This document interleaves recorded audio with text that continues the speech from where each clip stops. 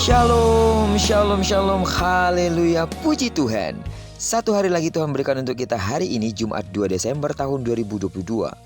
Ini adalah sebuah anugerah yang harus kita jalani dengan penuh tanggung jawab di hadapan Tuhan. Dan percayalah Tuhan pasti akan menolong, bahkan akan memberkati kita, sama seperti Dia telah menolong dan memberkati kita di sepanjang malam yang telah kita lewati. Baiklah, puji Tuhan. Hari ini kita akan kembali melanjutkan pembacaan Alkitab satu hari satu pasal dari pembacaan 7 hari bersama Mika, sebelum kita melakukan semua kegiatan kita di sepanjang hari ini.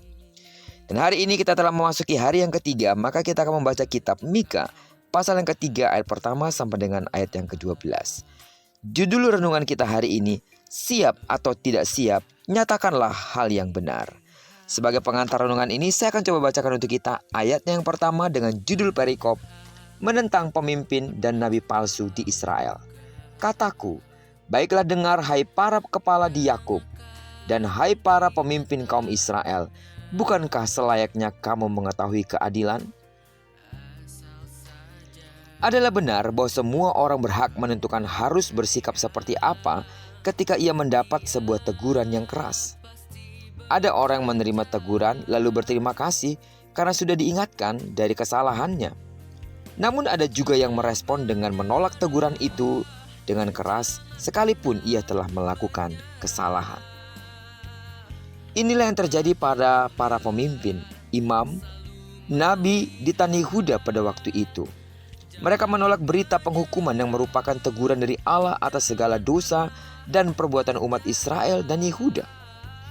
Mika menyatakan pada mereka bahwa karena merekalah maka kebenaran itu tidak dinyatakan. Akibatnya orang-orang terus-menerus berbuat dosa, menyepelekan dosa dan menganggap semua perbuatan mereka tidak bersalah di hadapan Tuhan. Mika telah menyampaikan kepada para pemimpin umat Israel dan para nabi palsu untuk melakukan kebenaran dan keadilan, namun mereka tetap melakukan yang sebaliknya. Karena itu, Tuhan akan menghukum para pemimpin Israel dan para nabi palsu tersebut. Adapun hukuman itu adalah Tuhan tidak akan menjawab ketika mereka berseru-seru kepada Tuhan dan meminta pertolongan dari Tuhan. Tuhan selalu berpihak kepada hambanya yang menyatakan kebenaran. Amin. Mika menyatakan bahwa ia penuh dengan roh Tuhan dan ia akan terus menyampaikan kebenaran di tengah-tengah semua orang yang menentang kebenaran itu, yaitu mereka yang adalah kepala yang memutuskan hukum karena suap, para imam yang memberikan pengajaran karena bayaran, dan para nabi yang merenung karena uang. Sidang jemaat Tuhan, pengalaman umat Israel dan Yehuda dapat menjadi pelajaran bagi kita pada pagi hari ini. Marilah kita hidup sepadan dan sejalan dengan kebenaran. Nyatakanlah apa yang salah dan tegurlah hal-hal yang menyimpang dari kebenaran firman Tuhan. Sekalipun sekeliling kita penuh dengan orang yang berbuat dosa dan hidup jauh dari Allah, marilah kita tetap memegang teguh kebenaran Allah itu dan melakukannya dalam kehidupan kita, tentunya dengan pertolongan Roh Kudus. Seperti yang dikatakan dalam 2 Timotius pasal yang keempat ayat yang kedua, beritakanlah firman, siap sedialah, baik atau tidak baik waktunya. Nyatakanlah apa yang salah, tegurlah dan nasihatilah dengan segala kesabaran dan pengajaran. Itulah yang menjadi tujuan utama Allah bagi hidup kita. Memilih kita menjadi hamba-hambanya yang sanggup menyatakan kebenaran kepada setiap orang yang telah melakukan hal yang salah. Bukan dengan kuat dan gagah kita, tapi dengan pengurapan Roh Kudus.